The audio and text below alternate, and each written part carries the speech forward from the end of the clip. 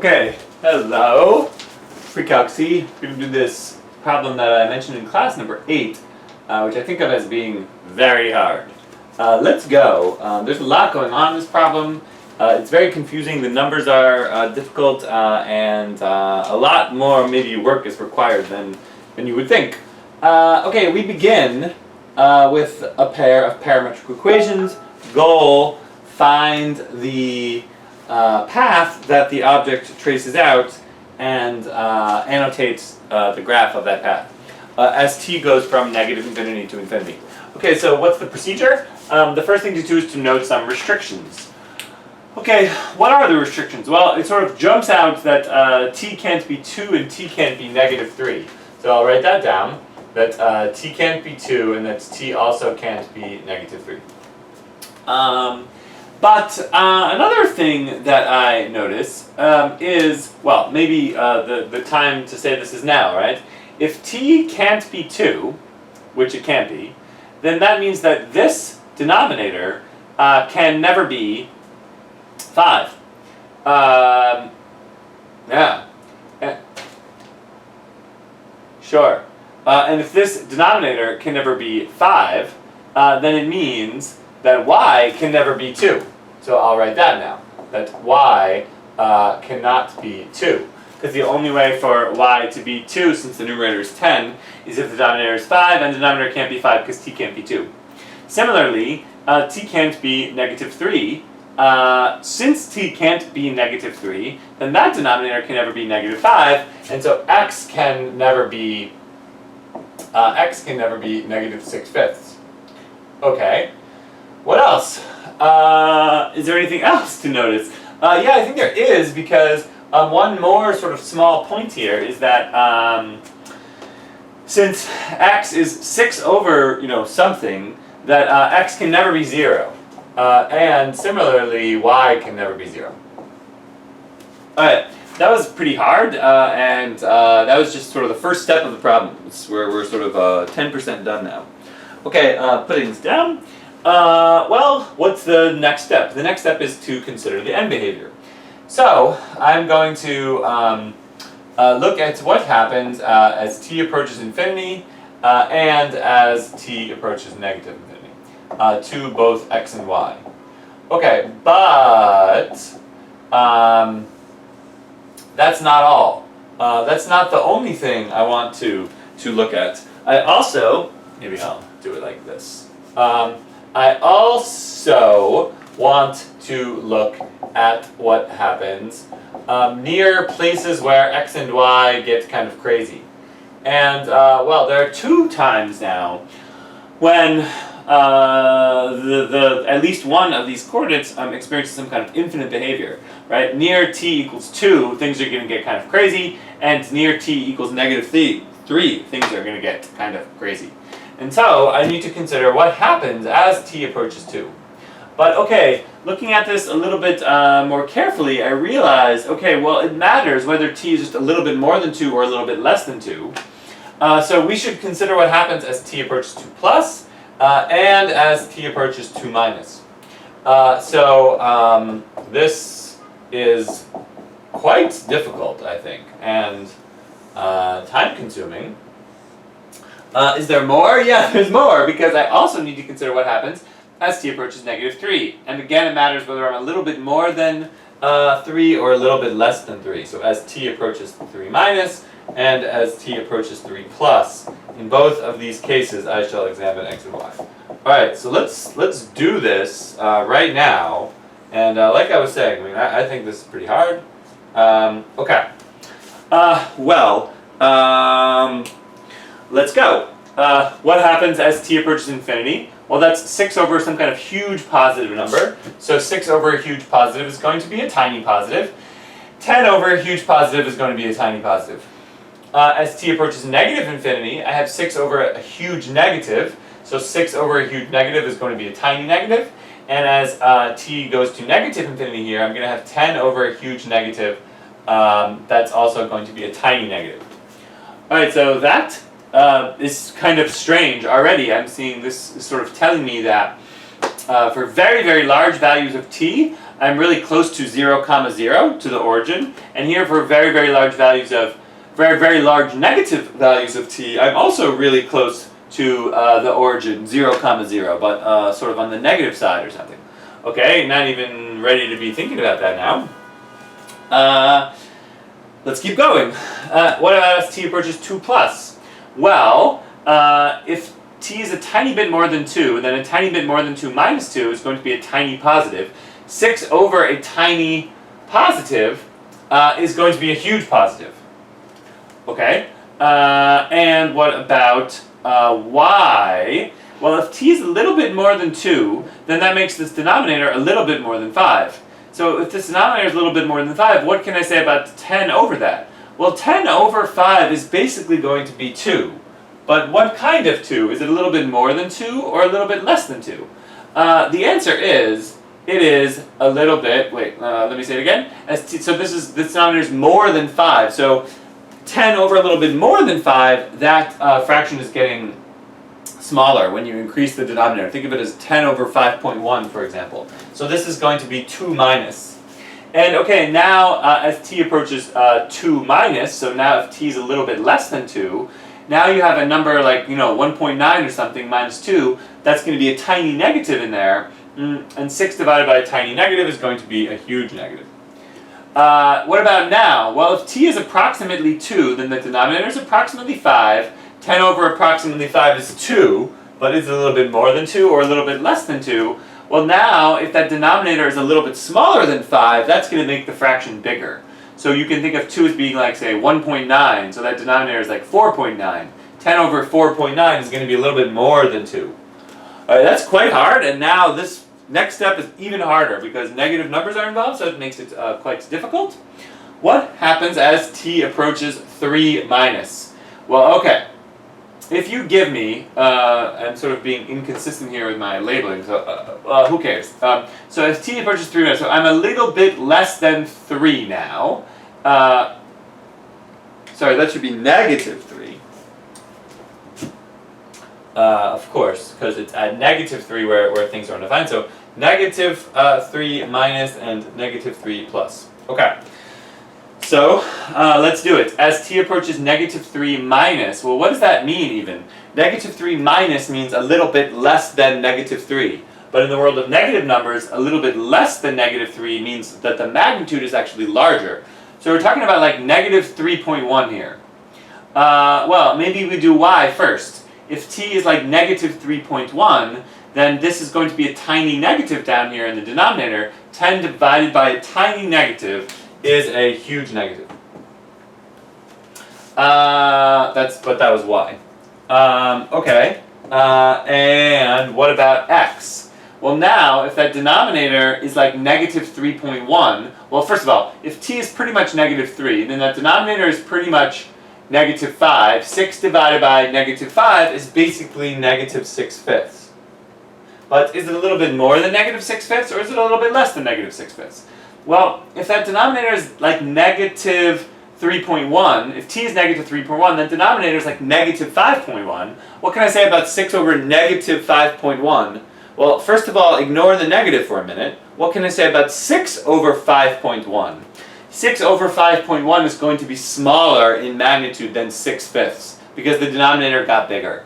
And so this is going to be a smaller in magnitude negative number. But smaller in magnitude means more.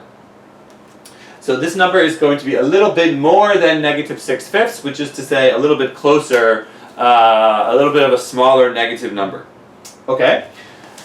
How about now? I think this is pretty hard, but hopefully that explanation made sense. Now how about as t approaches negative 3 plus? So now this is, If I'm a little bit more than negative 3, that means like, negative 2.9 or something like that.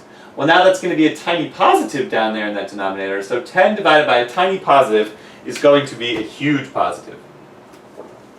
And finally, that went here again, sorry. Finally, if I plug in approximately negative 3 here, then that's 6, then that's basically negative 5 in the denominator, so that's basically negative 6/5.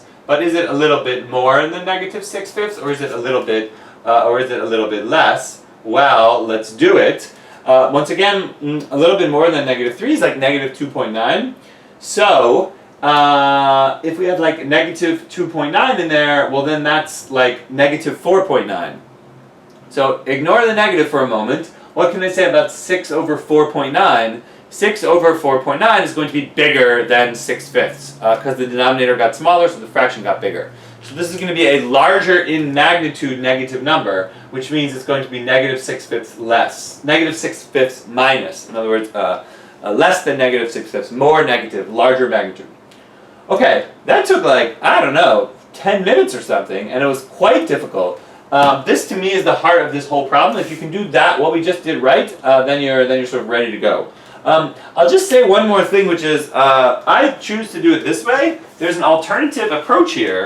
The alternative approach is to do that thing that I sort of called optional last time in class and also on the video from the weekend, which is to graph x versus t. So if that's t and this is x and that's y, yeah.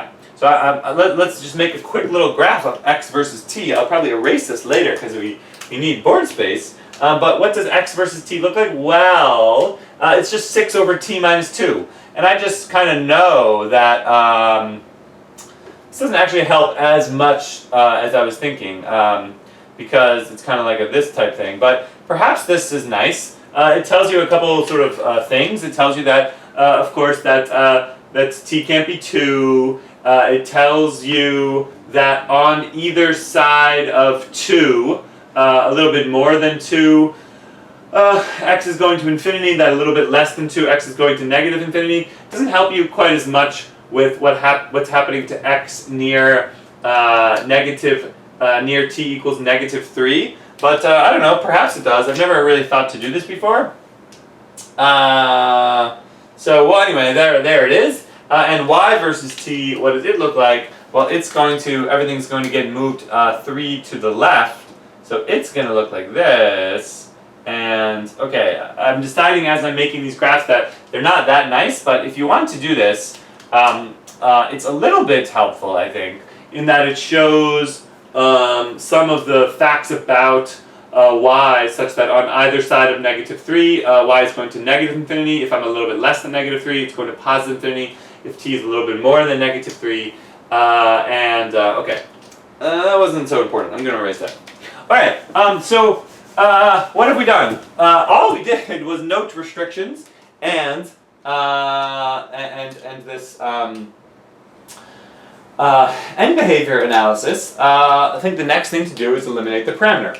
Okay, let's go. How are we going to do this? Well, I'm going to use my y equals bias. So I'm just going to start with x equals 6 over t minus 2 and just do a lot of algebra. Okay, how? I get that t minus 2 equals 6 over x by just, multiplying both sides by t minus 2, dividing by x.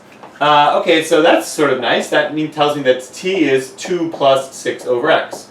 And what do I do with that? I just stick it into the y equals equation. This is probably what most of you did. So you get y equals 10 over t plus 3. So in other words, 2 plus 6 over x plus 3.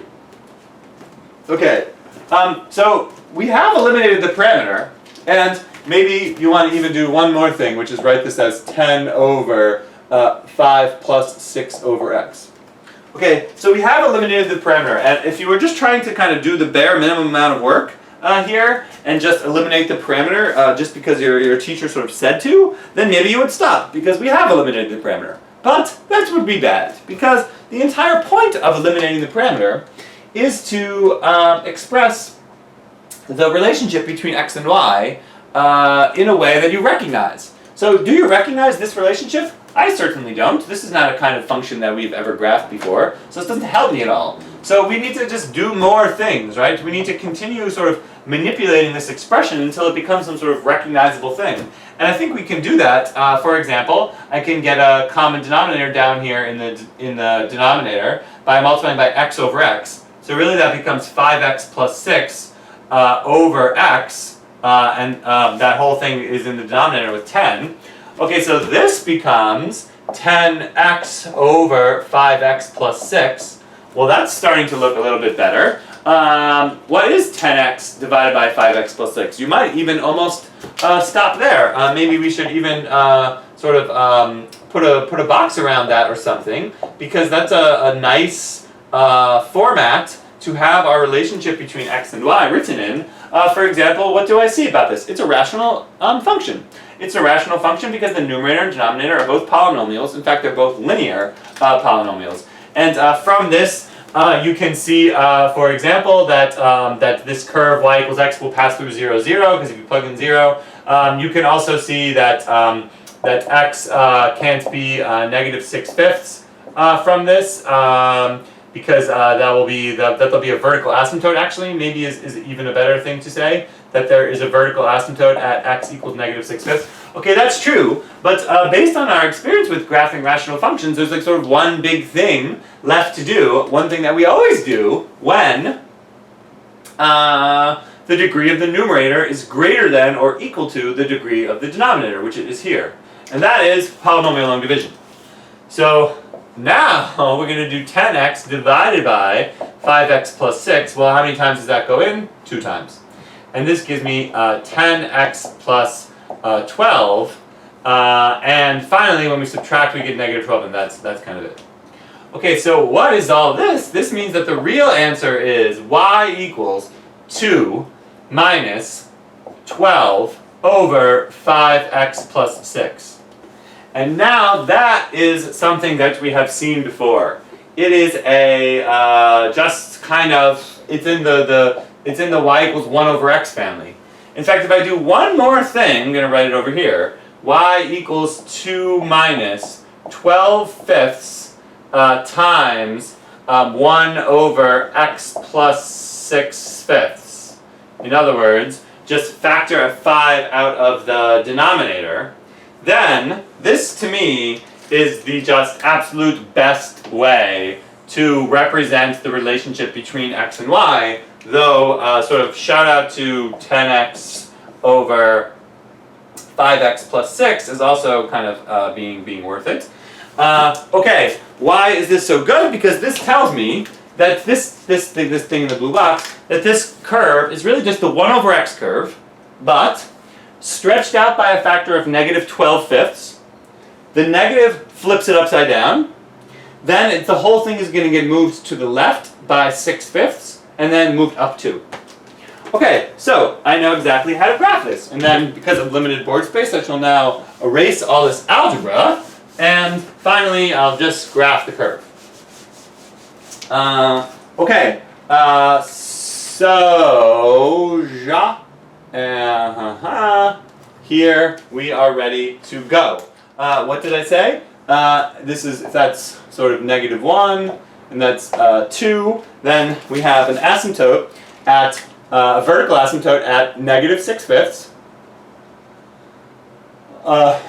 Horizontal asymptote at y equals 2, because the whole thing's being moved up 2, and it's being stretched out by 12/5, and the negative flips it upside down, so normal 1 over x looks like this. So now this is going to get flipped upside down, and so in fact what we're going to get is this curve, which looks kind of like this.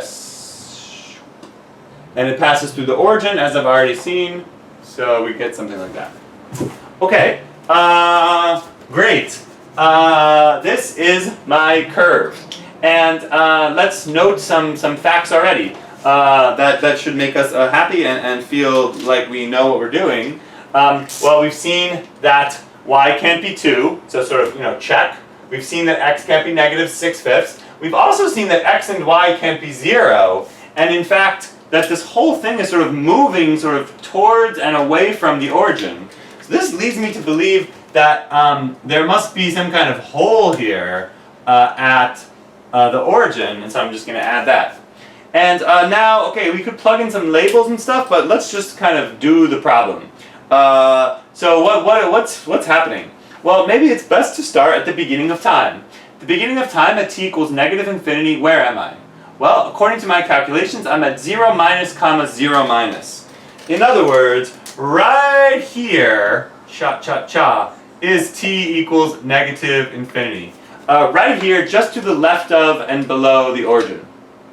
And maybe this arrow is a bad idea. I'll just kind of write it like that.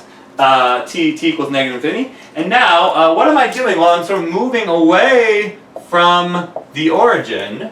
And what's the first kind of interesting next thing that happens? So I'm sort of going in order. So check on this box. What's the next one? The next one that's interesting is, here, maybe it's better if I write this in a different color, like blue.